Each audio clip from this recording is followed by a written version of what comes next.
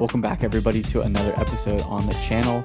Today, we're going to be going over the Villa game and looking at what we think went right, what we think went wrong, and then we're going to kind of dive into the broader picture of what I think this game and some of the comments afterwards kind of mean for the potential future of at least the next phase of Thomas Frank's project, because I think there's some very interesting things to point out there regarding the way that he potentially sees us playing.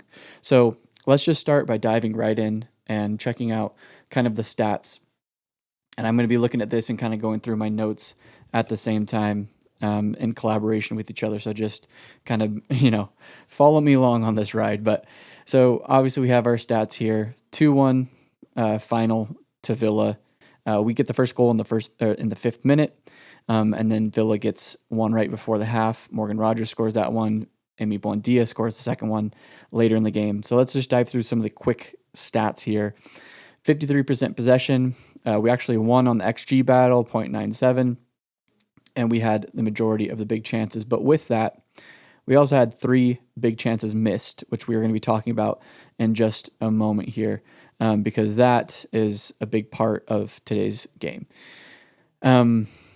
Before we kind of get into all that stuff, let's go through and look at the lineup real quick and just give a couple thoughts on some players. So overall, the back line, I don't think was really at fault too much for either one of those goals. I think, honestly, the back line played pretty well for the most part.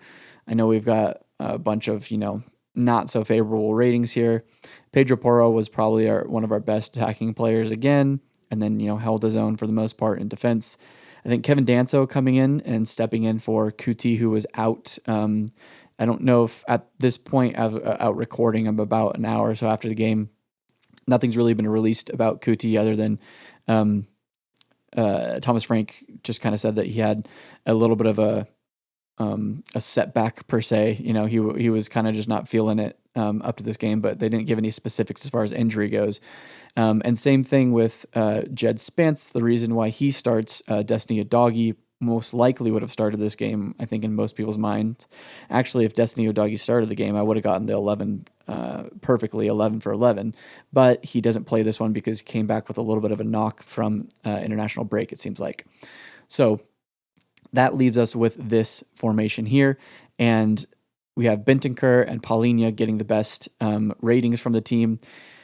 And I think that's because they contributed to the only goal, and both of them played pretty well as, if you just take them in isolation.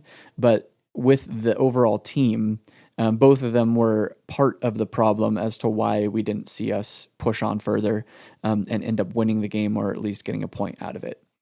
So we're going to talk about that in 2 seconds. But finishing out with Mohamed Kudus, Xavi Simons, Wilson Odobert, and then Matisse Tell being our starting four, or our front four, more or less. And none of them actually had very good games. I think that Odobert had the best game out of the 4 of them, with Mohamed Kudus doing as much as he possibly could to provide an attacking threat. Matisse Tell and Xavi Simons both more or less non-existent in this game. And we're going to kind of see why here in a second. So that's kind of the situation with our starting 11 and the personnel for today's game. Going into some of my notes here. So let's just start with the very first goal and look at some of the things that I think we did good, or think we did well in this match. So first goal, incredible goal, recycling service. Kudus with a great cross whipped in, comes off of a corner, and then you get João Paulinho heading the ball down into the box. Bentancur swings a boot at it. Nice little half volley attempt, and he's able to put it past the keeper. Takes a little deflection, but it was probably still going on target. And so that's our first and only goal of the game, coming in the 5th minute. So if we look at kind of what led to that goal, I want to point out a couple things. We started out really well. We had basically 2 periods of good success, let's say, where I thought we were more on top of the game, and that was to start both halves, more or less. The first 15 minutes or so of both halves is where I think we shined. The rest of the game, not so great. But as we can see here, so we have Bentancur. He's the one right here who's closing down on the keeper, Emi Martinez. And you have Matisse Tell is going to play a big part in this in 2 seconds. Xavi, Kudus, kind of cutting off passing lanes. So as we go into the next action here, We have that ball being played in from Martinez to Onana, Xavi closing him down, and Matisse Tel making a run to the player that Onana is going to be playing the ball to over in this direction. So player gets on the ball here. Player gets on the ball here. And you see Matisse Tel closing him down really nicely. The press in the first 15, 20 minutes or so was really good, really lively, especially right off the gate. We were pressing them really well, and it kind of looked like a return to form in some ways. And I want to kind of dive into this deeper at some point and see if that's a pattern where we press really, really well throughout the first, portions of each half and then kind of die off, because it seems like maybe that potentially could be what's happening. But so if we go to the next screenshot, we can see Matisse Tel closing him down really nicely, actually wins the ball off of that previous action here, kind of scoops the ball away from him, wins the ball. He has it over here now in the corner, and he plays the ball off of Matty Cash to then win a corner.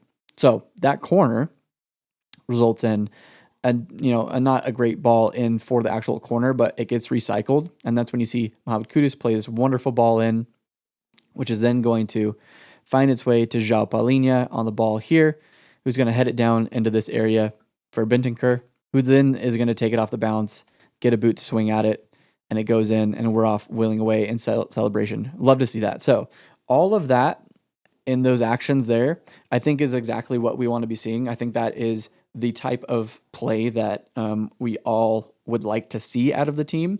And I was actually wrong in a previous video when I was trying to find PPDA action statistics somewhere. I couldn't find them at the time, so I went with what I could find, which was some foot mod data, which was winning the ball back in the final third, and we were pretty low on that list. But a good account, if you don't follow it, DataMB is also a good website to use if you want to look at data. They don't have the statistics readily available, but they did post a graph showing all the Premier League teams and PPDA actions, and we were near the top or at the very top of that, I think.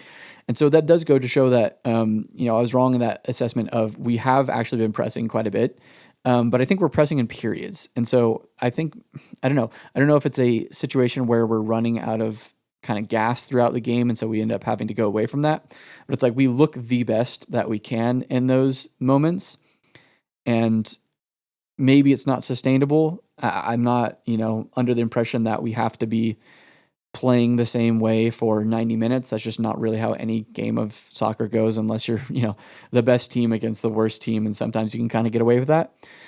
Game states are going to change. You're going to have to kind of find your way through it and make adjustments throughout the game. But if we can find a way to be closer to that, that level of intensity throughout the game, I think that would definitely benefit us. So that's something that I kind of want to dive deeper into and maybe a later video to kind of figure out where we fit in that kind of, in that overall picture of when we're pressing and how often we should be pressing and trying to get the best out of those situations. So going back here, so that was the first goal. And if we look at the second goal here, the goal scored by Villa in the 37th minute by Morgan Rogers, it was, not particularly horribly defended. If we go and start looking at that, I believe do I have that next? Oh, I just want to point this out real quick. Very good long ball from Mickey that goes to Mohamed Kudus as he's pulling it down right there. Ball's in there. He's about ready to pull it down.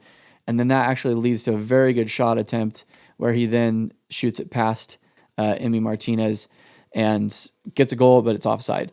Two things I wanted to point out with that is that we really do rely on that connection. Usually it's Kuti playing the ball, but Mohamed Kudus making runs in behind is something we rely on a ton for our attacking actions. And we didn't see as much of it because of Kuti being absent for the game today. But I also wanted to point out that I think Mickey's gotten a lot better at his passing and plays a really good ball in for that one. And it was kind of a bummer to see that because we didn't have Kuti, that kind of part of our game, which we sometimes rely on very heavily, and sometimes that's Lucas making those runs in behind. We've seen Madison do that in the past. Like that was kind of just not even an option today. And when you're not going to play directly through the middle, which is something we're going to look at in just a second, you have to find ways to go over the top so that you can at least mix it up some from playing down the sides. And so not having that option today kind of was not good. Let's just say that. So that's going to be a screenshot we're going to go back to in a little bit later. Where is our Morgan Rogers one?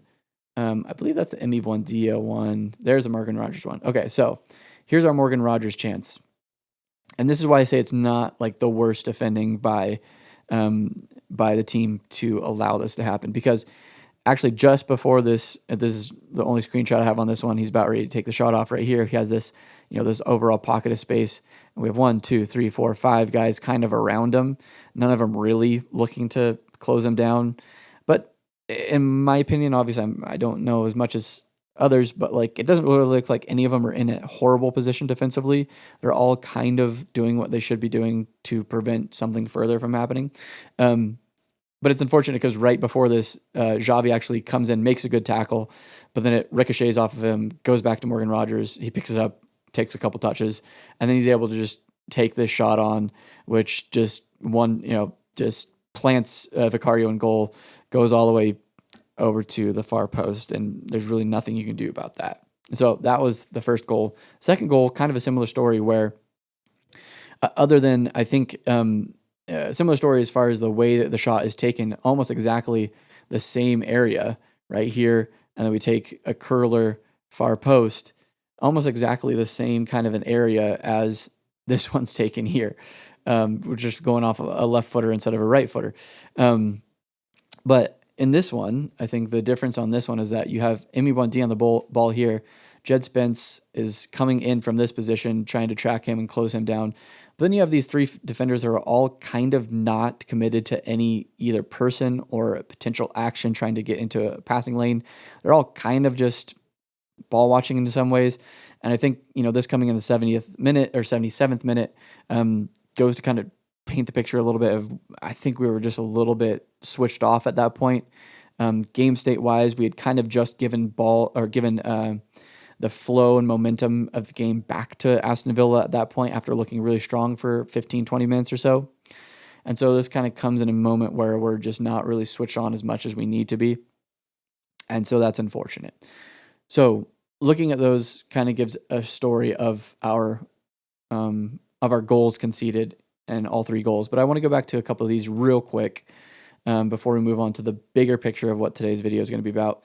And that is, we had 3 big chances missed. And that is one of these right here, which is Wilson playing in a really good ball that ends up here to Mickey, who gets on top of it. And it looks like he's just trying to generate a little bit of power on this one because there probably wasn't a ton coming in from Wilson, enough that he felt confident to just kind of position it and send it in one direction. So he kind of cocks his neck back, gets under it, and the ball goes, over the top to miss that chance. That was one of the big chances we had missed. Second one here is Wilson gets the ball in. He's right here kind of doing this karate kick motion, and it ends up just hitting this defender right here. And it looked like the way that the ball came off and he was trying to kick it, it looked like he might have been trying to go and beat Emi Martinez to the left of him, and it just doesn't come off, hits the defender. And so that was one of the other big chances we had missed. And so when you go back over here and you look at overall, winning the XG battle, getting 9 shots off, but having those 3 big chances missed, kind of goes to show that, we weren't taking all the opportunities that we were given. So you can maybe, if you're trying to play devil's advocate a little bit and be fair and say, well, we had some good opportunities, but we just weren't taking our chances. Okay. And that's kind of what Thomas Frank said in the post game, which we're going to get into his quotes here in just a moment. Like, okay, that's one view of it, but I think that doesn't quite tell the whole story because you can kind of play that game plan when you have like really deadly attacking players on the pitch and just allow them to create the chances and hope they're going to take their chances if they're constantly overperforming their XG and really good finishers and all that. But it's like with the personnel that we had on the pitch today, I don't know if that's what you want to just be like looking for a draw more or less, looking to kind of go head to head, and then hopefully we come out with something. That's just not really the approach that I want to be seeing the team taking. And then so that kind of leads me into the final kind of piece of the puzzle here that I want to talk about. And that's the overall philosophy and the way that we're playing that I think is starting to raise a lot of questions, and to be fair, has raised some questions already. But I think it's getting to the point where it's like, okay, does Thomas Frank actually see it? This is going to sound insane because we're just fans, but does Thomas Frank actually see it the way we're seeing it? And the way that we're seeing it looks like it's just not going the way that it should be. It looks like we're playing a little bit, the Cliff Notes of it is, looks like we're playing a little bit too reserved and just looking to like be in the games, give a good defensive performance, have a couple goes at it, but like not looking to actually push the game at the opponent. One part of that, so this question that Lily White Lab brings up is, I just want to know what Bentancur brings. What's his outstanding attribute? And I was looking through some of the replies on this, and I think this is a situation where kind of both parties can be right, because he's absolutely right in the assessment of like, we'll look at it right here. This is the pass map for, actually that's João Palhinha. This has Bentancur's. Everything is going, so you can barely see that on the screen. My bad. It is what it is. I'm going to fix the screen on the next video. Anyways, so pass map going back and forth, back and forth, back and forth, and pretty much everything that's trying to progress forward is getting intercepted or is not coming off. And so, yeah, that's a fair criticism. But I also see some of these replies, and it's like, good engine, can receive the ball anywhere, technically very comfortable, good in the air, has a goal in him. Like that is basically the assessment of what Bentancur does bring to the squad. And that's just like a very solid midfielder. He's going to be pretty good in possession. He's going to win the ball. He's going to control the game. He's going to give balance, which is all good. But I think that like the thing that's missing here in the, when you're putting your pieces into the puzzle to try to, come out with the right outcome, is that like he's good for a team that would have possession a ton of the game. Like he'd probably be pretty good in like one of those pep squads that would look to have possession 60-70% of the game and just continually hold it, recycle it, move it. And also like if you have a player that's more progressive next to him, then you're going to be able to do those kinds of things where you're just controlling, you're slowing the game down, and like if that's the game plan, then he's good for that. But when you have the player next to him being João Palhinha is doing the exact same thing, just passing it back and forth, side to side, you're never actually getting the progression. And so that's where it's like, okay, that double pivot definitely doesn't make sense as far as, getting the most out of the squad and trying to actually look like a team who's trying to progress the ball and get the most attacking chances possible and control the game by creating good scoring opportunities. And so that kind of leads us into our next. Oh, my bad. I just realized that you are not looking at the passing map for João Palhinha. Here's our passing map for João Palhinha. Same exact thing. So like I just illustrated, same exact thing, just going side to side.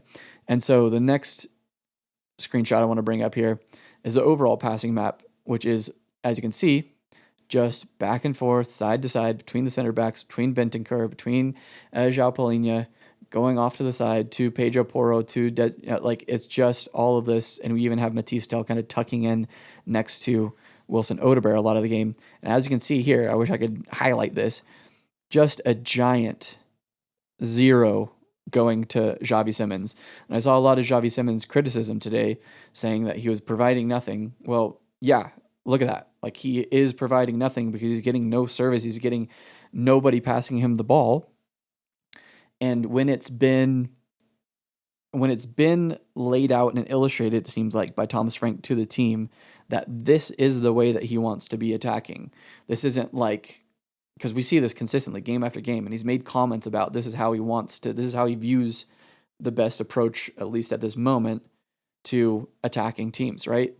Playing wide, not going through the middle. And so like if your criticism is Xavi's not getting into the game, okay, well, that leaves you with like a couple different ways that you could combat that, right? He's gonna have to drop deep. Well, if he drops deep, again, it's probably just gonna go sideways, and so then he's deep, and you have nobody ahead of him to actually like if he turns and plays the ball, who's he playing the ball to? So that's not necessarily like the answer there either. And also, you kind of just don't like this turns you into a team if you're dropping everybody deep where you're then kind of just moving slowly up the pitch and trying to progress. And what we see a lot of teams end up doing is that we end up in like the low block. Now the team's all the way back in defense, and we haven't really been able to solve that as of yet either. So it's just frustrating seeing that we have this one game plan here that we're looking at, this one game plan where it's continually not really working, but this is the one that Thomas Frank wants to play. And so going off of that, we have his quotes in the post game, and I did watch the press conference as well as reading these quotes. So I know this isn't out of context in any way. This is what Thomas Frank said after the defeat. It was exactly the game I expected it to be against two good teams, very tight. There weren't too many chances. I think overall it could have gone either way. I think 1-1 would have been a fair result. Villa scored 2 goals from outside the box in moments where you wouldn't expect them to score. Fair play for their moments of quality. We also could have easily won, which just kind of goes to illustrate. And he made another couple comments along the same lines. Kind of just goes to illustrate that I think Thomas Frank sees us as a team at this current stage. And he even talked about this in the fan forum where he was like, we wanted to get really good. The very first thing I wanted to do was like set pieces and defending, get really good on that. And then there's some other things to come. And I think we're all kind of just waiting on those other things to come. I think we're kind of like, okay, we are really good in defense. We are, coming into the game, we had allowed the second most goals in the Premier League. We still only allowed 2 in this one. And they were both kind of, pretty low XG chances. So it's like defending wise, we're still defending pretty well. So when's that next step? And we're kind of running out of time, in my opinion, and a lot of other people's opinions I've seen online. People's opinions I trust too, not just like random people who are usually pretty level-headed about this, saying that like we need to be striving better than like a mid-table kind of finish. We don't want to be that mid-table team. So the next steps need to be developing that attack more and looking to be a little bit more brave. And so this constantly playing it up and down the sides, I think is just coming to an end. I don't think that's going to work. I think that that's going to be resulting in more performances where as they stack up, we're going to be looking at a 8th, 9th finish when really we can see the potential in this squad, even with the first year under Thomas Frank and only playing, 10, 12 games at this point. Like we should be looking at a Champions League finish as an attainable target. Not saying that we have to finish there and it'll be disaster if we don't, but that should be an attainable target. So kind of the last thing I want to bring up on this to finish out this whole point of like, we should be playing a different style of football than we currently are. This tweet from Harry Brooks: standards of football have dropped off a cliff. It's an entertainment, or at least it's supposed to be. How many teams and players do you watch nowadays where you get off your seats? People are saying this has been a good game. I can't think of a single genuine chance or goal created apart from Bentancur's goal from a cutback header. You're a spectator. You're allowed to want to be entertained. And I think that that's kind of the point here, is that it's not just from an entertainment perspective. I think it's from a wanting more out of the football we play. Because obviously you can't go so far in one direction where you end up playing Ange ball, which is, heavily predicated on taking a lot of chances and not looking to necessarily be the most defensively sound in an effort to take more of those attacking chances. You don't want to head in that direction. And even, we've had this conversation a million times about like, I still think that doesn't mean that you finish 17th. I think that more likely finish, you finish mid-table, but you're getting, more goals, you're conceding more goals at the same time. Then again, this Forest result, with Ange doesn't necessarily back that point up too much. I'm being slightly facetious here, but the overall point being like you want to see more out of the style of football and you want to be looking to be a little bit more brave, taking more chances and achieving more and not being happy with just being like, if we have a run of results where we're either, if our form is like winning 3, drawing 3, losing 2 out of the next 8 games, I'm not happy with that. I don't think a lot of fans are happy with that. I think that you want to be seeing us playing better football. And so that's kind of where I want to end this one, talking about the game and kind of what's come out after the game, is that I think that we need to have some grounding and perspective and look and say, Thomas Frank's first year, he's only played 12 games or whatever it is. But we do need to keep an eye on this and make sure that changes are being made to play better football. Pretty much. I feel like I'm rambling on at this point about the point I want to make. So hopefully I've illustrated that point well enough that you guys kind of get where I'm coming from and where a lot of the fan base is coming from as well. So that's it for this one. Sorry if this was a little bit ranty. That's kind of just the mood I was feeling in after watching that game. Not really a ton to take away compared to other performances. And this was a lot the same as other performances we watched this season. And it wasn't like the best game all around anyways. So that's it for this one. Thank you guys for watching this one. We'll have more videos coming out next week. As we head into another Champions League week. We have Monaco on Wednesday. And then I believe it's Everton maybe on next Saturday. I don't know. We'll play another Premier League game. It goes forever. So thanks for watching. Catch you in the next one. Peace.